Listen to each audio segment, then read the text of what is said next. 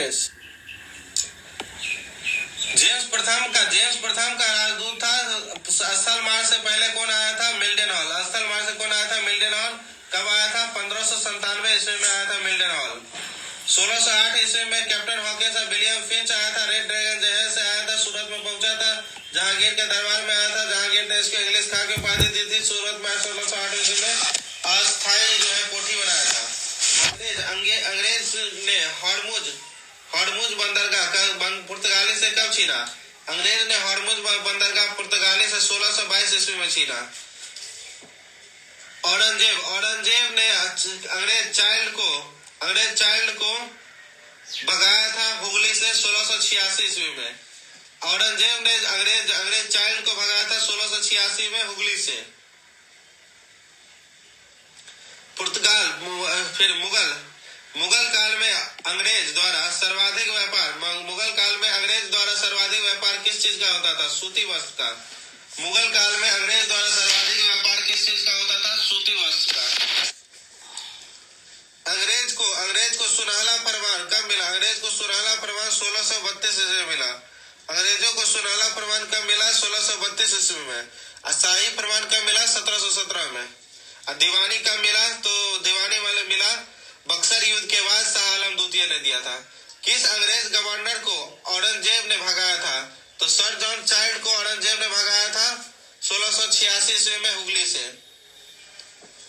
कलकत्ता की जमींदारी अंग्रेज को किस सूबेदार से मिली थी? तो अजीमुल शाह से मिली थी कलकत्ता की जमींदारी अंग्रेजों को।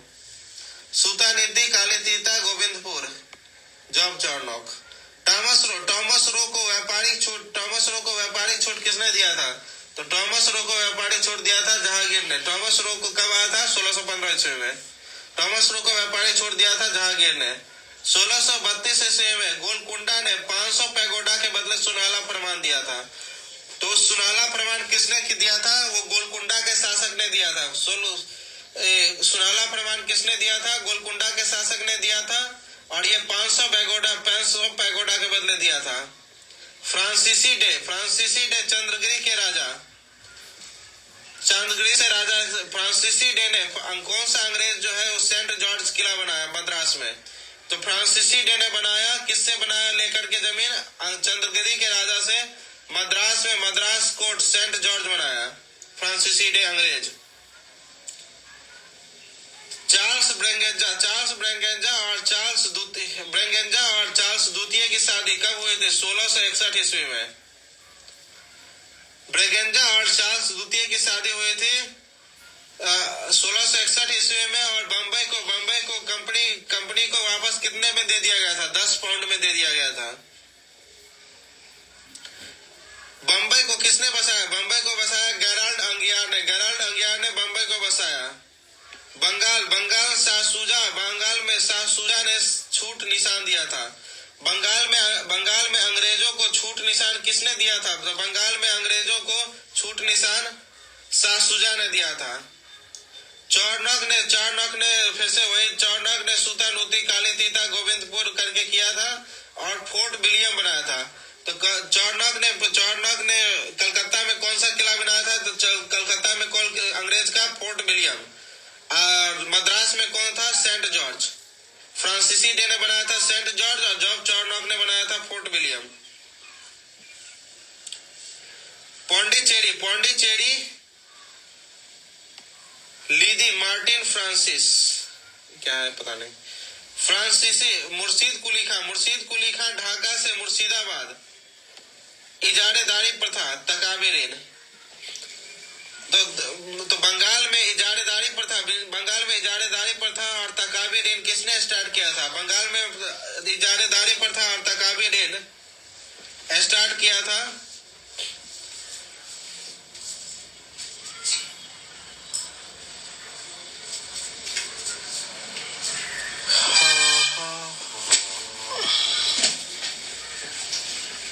Martin Francis. पौंडीचेरी में क्या संबंध था?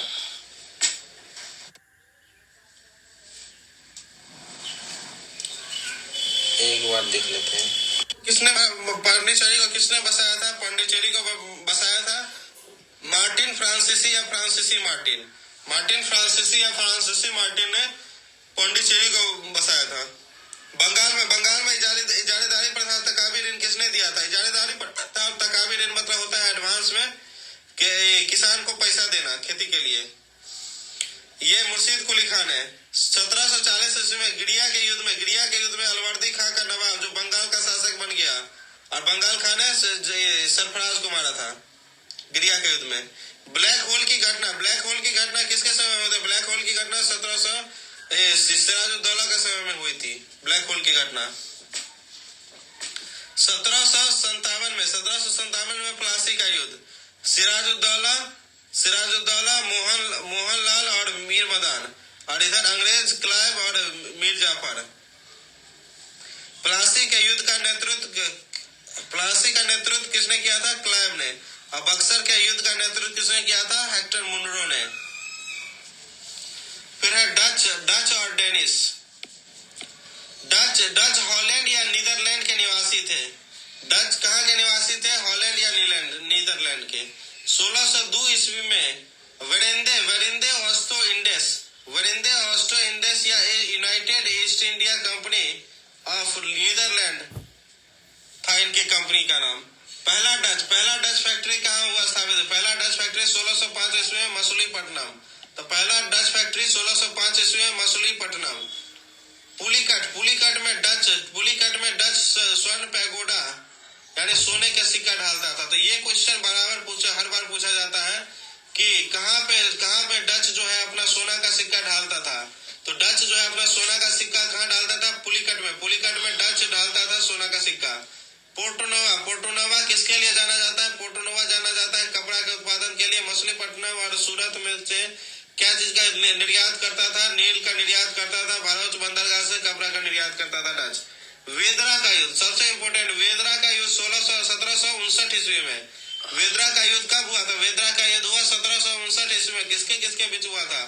तो क्लाइव और डच के बीच हुआ था। और डच को कहाँ भगा दिया? डच को भारत से इंडोनेशिया भगा दिया। तो किस युद्ध के बाद जो है डच का भारत में समाप्त हो गया? तो वेदरा का युद्ध 1759 ईस्वी में और डच और क्लाइव के बीच में। प्रथम डेनिश फैक्ट्री कहाँ खोला? प्रथम डच डेनिश फैक्ट्री तंजौर के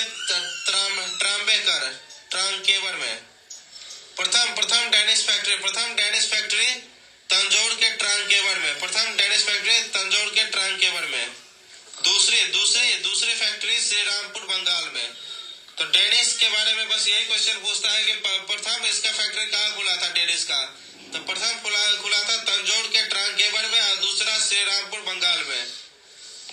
पहला डच हाउटमैन की पहली कोठी मसूलीपट्टनम और दूसरी पुलिकट में स्वर्ण पैगोडा।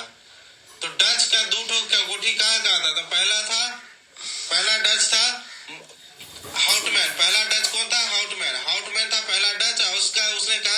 उसने कहाँ कोठी बनाया था? तो उसने कोठी बनाया था मसूलीपट्टनम में। और दूसरा कोठी कहाँ बनाया था? पुलिकट में, जहाँ पे वो स्वर्ण पैगोडा सोना का सिक्का डालता था।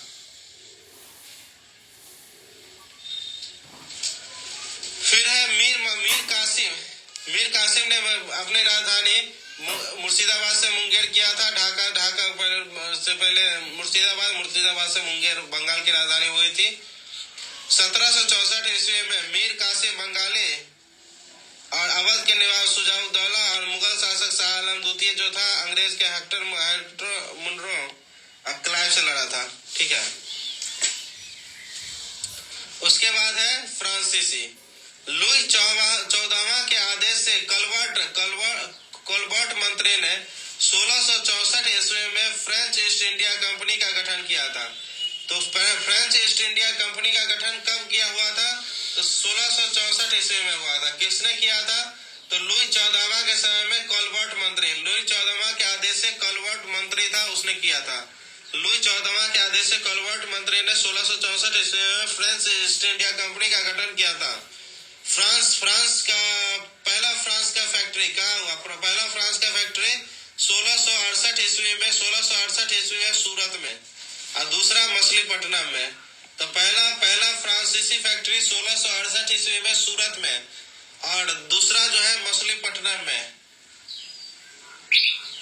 भारत में फ्रांसीसी बस्ती का संस्थापक कौन है? भारत में फ्रांसीसी बस्ती का संस्थापक वही है जिसने पांडिचेरी को बसाया, फ्रांसीसी मार्टिन या मार्टिन फ्रांसिस। अंग्रेजों द्वारा फ्रेंच जहाज पे कब्जा के कारण क्या हुआ था? प्रथम आंग्ल और प्रथम कर्नाटक युद्ध हुआ था।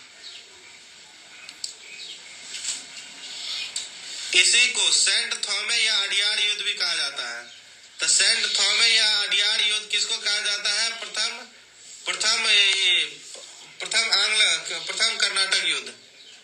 प्रथम कर्नाटक युद्ध कब से कब तक हुआ? प्रथम कर्नाटक युद्ध हुआ 1746 से लेकर 48 तक। प्रथम कर्नाटक युद्ध 1746 से लेकर 48 तक।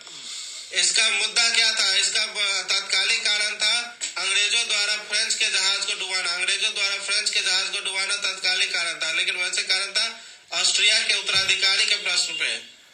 इसमें कौन सी संधि हुई थी? एला सापल की संधि हुई थी। प्रथम कर्नाटक के युद्ध में एला सापल की संधि हुई थी। 1746 से 48 के बीच में हुआ था प्रथम कर्नाटक युद्ध। इसमें जो है तात्कालिक कारण था अंग्रेजों द्वारा जहाज को डुबाना, फ्रेंच जहाज को डुबाना, और ऑस्ट्रिया के उत्तराधिकारी के प्रश्न में लड़ा गया था, और ये ला सापल की संधि हुई थी। दूसरा कर्नाटक युद्ध 1749 से लेकर 1754 में। दूसरा कर्नाटक युद्ध 1749 से लेकर 1754 में। और ये अंबुर का युद्ध के नाम से भी जाना जाता है। दूसरा कर्नाटक के युद्ध में कौन सा युद्ध हुआ था? अंबुर का युद्ध। इसमें कौन सी संधि हुई थी? पांडिचेरी की संधि हुई थी। अंबुर का युद्ध किसके किसके बीच हुआ था? अंबुर का युद्ध कर्नाटक और हैदराबाद के बीच में हुआ था। तीसरा कर्नाटक युद्ध 1756 से 63। तीसरा कर्नाटक युद्ध 1756 से 63। इसे सप्तर्षि युद्ध के नाम से भी जाना जाता है। सप्तर्षि युद्ध। इसमें कौन सी संधि हुई थी? इसमें पेरिस की संधि हुई थी। तो पहला में हुआ था एला सापल की संधि, दूसरे में पांडिचेरी की संधि, तीसरा में पेरिस की संधि। इसमें बॉन्डीवास ने 1760 ईस्वी में फ्रांसीसी को हराया था। इसमें अंग्रेज के तरफ से थे आयरकूट और फ्रांसीसी के समय थे लाली। तो बॉन्डीवास के युद्ध से ही फ्रेंच लोगों का पतन हो गया। बॉन्डीवास का युद्ध कब हुआ था? 1760 ईस्वी में हुआ था, आयरकूट और लाली के बीच में।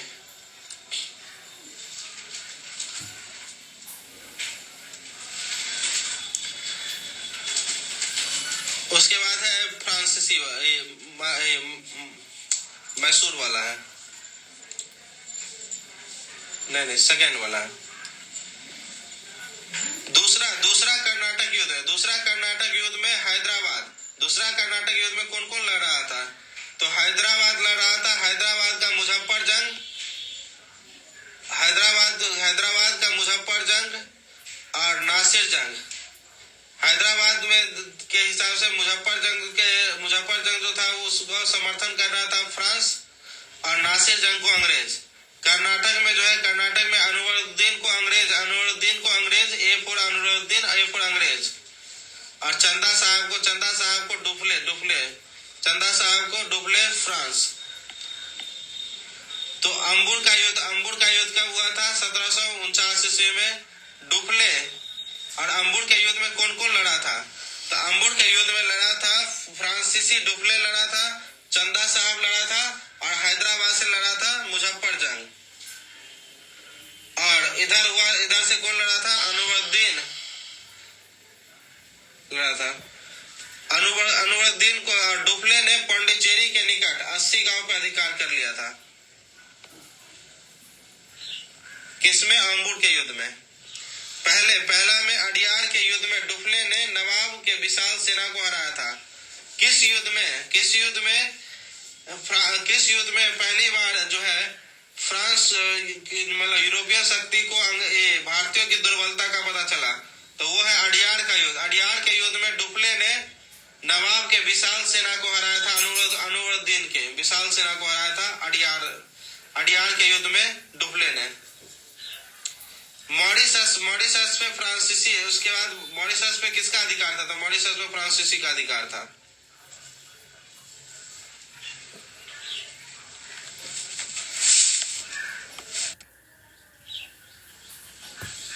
सबसे पहले 1498 ईस्वी में पुर्तगाली आए, फिर 1600 में इसका गठन हुआ और ये 1608 में आया। फिर आया डच 1602 ईस्वी में, 1616 में डेनिश, 1664 से 68 में आया फ्रांसीसी, और उसके बाद स्वीडिश आया। तो इसका अपन ने कोई लिस्ट नहीं बनाया क्या? गवर्नर था क्लाइव। उसके बाद जो है प्रथम भारत का गवर्नर जनरल